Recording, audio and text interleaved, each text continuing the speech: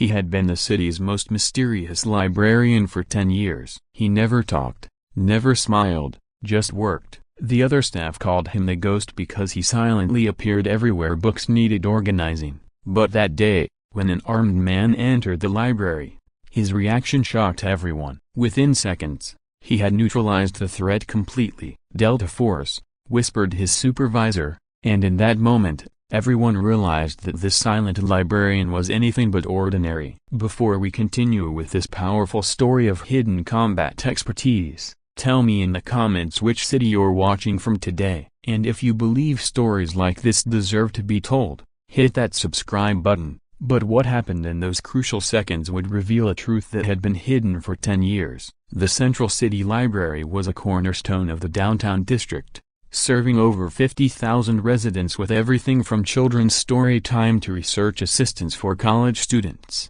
The three-story building required a staff of 12 full-time employees during peak hours, librarians who understood that public service meant patience, organization, and the kind of quiet dedication that kept knowledge accessible in an increasingly digital world. Among those staff members, Robert Kane was both invisible and indispensable. For 10 years, he had been the man who arrived before opening, worked past closing, and somehow managed to be wherever books needed shelving without anyone noticing how he got there. But there was something about Robert that didn't add up. Something that would soon become impossible to ignore. The other librarians had given him the nickname the Ghost, not because he was unfriendly, but because he seemed to materialize wherever problems needed solving. Missing books, computer malfunctions, difficult patrons, Robert would appear with the right solution before most people realized there was an issue. What they didn't know was that Robert's ability to anticipate problems came from training that had nothing to do with library science. His physical capabilities exceeded anything the other staff had seen. While they struggled with heavy book carts and long shifts,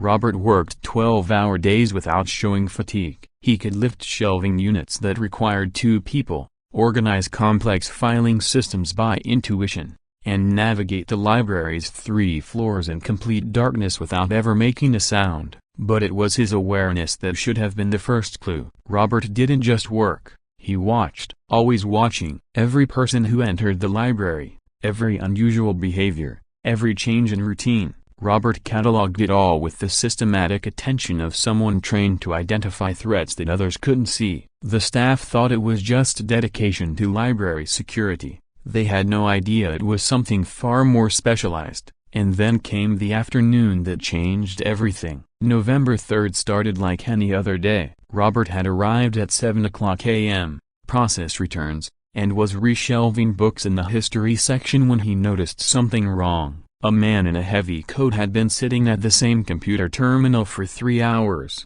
but his screen showed no activity. His body language was wrong, tense, scanning, waiting. Robert's trained eye immediately identified the signs of someone preparing for violence.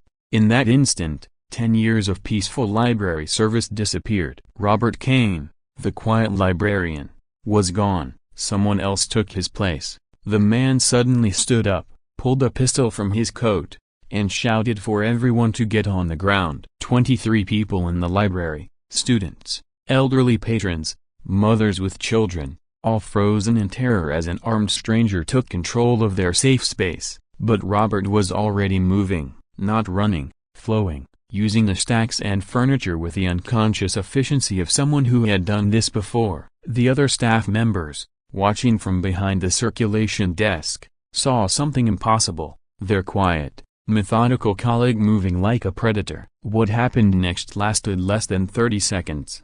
But those 30 seconds revealed everything. Robert approached from the gunman's blind spot, using the tall stacks as cover. His movement was silent, precise, calculated. The gunman was focused on the terrified patrons in the main area and never sensed the threat approaching from behind. Robert's first move was textbook, a joint lock that immobilized the weapon arm while applying pressure to nerve clusters that induced instant compliance. The pistol never fired. The gunman found himself face down on the library carpet, completely neutralized, before he understood what had happened. The takedown was surgical. No unnecessary force, no permanent damage, just efficient control of a dangerous situation, professional, precise, terrifying in its effectiveness. As the gunman lay unconscious, the silence that followed was deafening. Head librarian Margaret Foster emerged from behind the desk, having witnessed something she couldn't comprehend. Her quiet,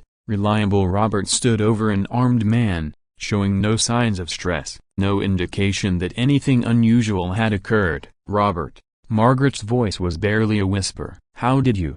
"What just?" But the question Margaret was afraid to ask was the one that would change everything she thought she knew about the man who had worked beside her for 10 years. Robert looked at his supervisor with eyes that suddenly seemed completely different, not the mild, patient gaze of a librarian, but the calculating assessment of someone who had made life-and-death decisions in environments Margaret couldn't imagine. "Call 911, Robert said quietly. "Tell them you have a man with a concealed weapon who threatened library patrons. He's secured but needs medical attention." But Margaret couldn't stop staring because the man standing in front of her wasn't the Robert she thought she knew. "Who are you?" Margaret whispered. Robert was quiet for a long moment, looking at the unconscious gunman, then back at the 23 people who were slowly realizing they were safe. And that's when Robert made a decision that would expose 10 years of carefully constructed identity. "Someone who came here to forget how to do what I just did," he said finally. Margaret's mind was racing. "Military? You were military? What kind of military neutralizes an armed threat in under 30 seconds? The answer Robert gave changed everything Margaret thought she understood about the quiet man who had organized books for 10 years. The kind that doesn't officially exist. But that revelation was just the beginning,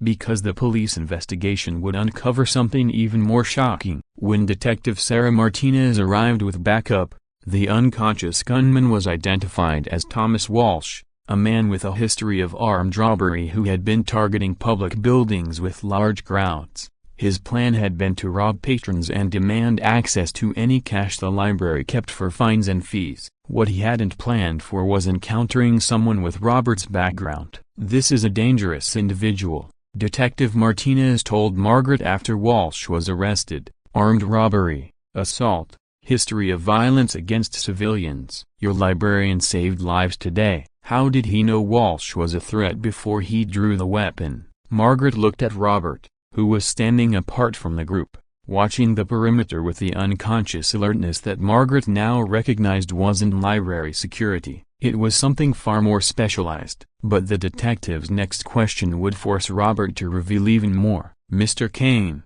I need to ask, your response to this situation shows training that goes beyond civilian self-defense. I'm going to need some background information for my report." Robert met the detective's gaze directly. "Delta Force, 8 years, multiple classified deployments, medical retirement after an injury that left me looking for work that didn't require security clearances." The words hung in the air like a confession that no one had expected to hear. "You're telling me that for 10 years I've had a former Delta Force operator organizing my books, and I never knew it?" Margaret asked. "That was the point," Robert replied. But Margaret's next question revealed why Robert's secret had been so carefully guarded. Why library work? Why hide what you can do? Robert looked across the library where he had spent 10 years learning to find peace in quiet spaces, to solve problems through organization instead of violence, to serve communities through knowledge instead of warfare. His answer revealed the cost of the skills that had just saved 23 innocent people.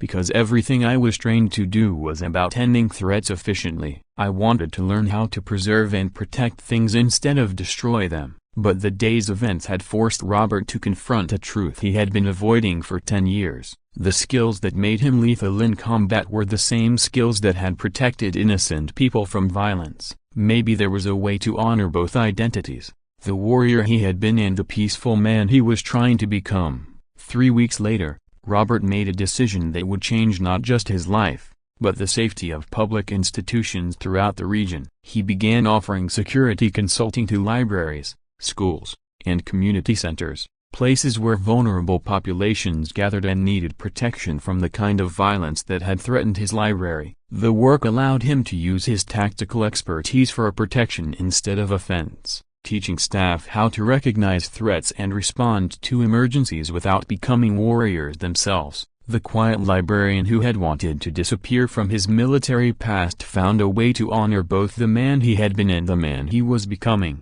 Margaret kept Robert as her head of security and library operations, recognizing that having someone with his background provided protection that no alarm system could match. Other public institutions in the region quietly made similar arrangements. Robert never advertised his military background or sought recognition for his specialized knowledge, but he no longer felt the need to completely hide from skills that, used properly, could protect people instead of eliminating them. Sometimes the training that makes someone dangerous in war is exactly what's needed to keep peace in civilian life. The ghost of Central City Library had revealed himself to be something far more substantial, a guardian who had found his purpose again. So I ask you, have you ever encountered someone whose capabilities seemed to exceed their circumstances? Someone whose skills suggested backgrounds they preferred to keep hidden? Share their story in the comments, because sometimes the most dangerous people are the ones who choose to use their power to protect rather than destroy. Thank you for watching. If this story moved you,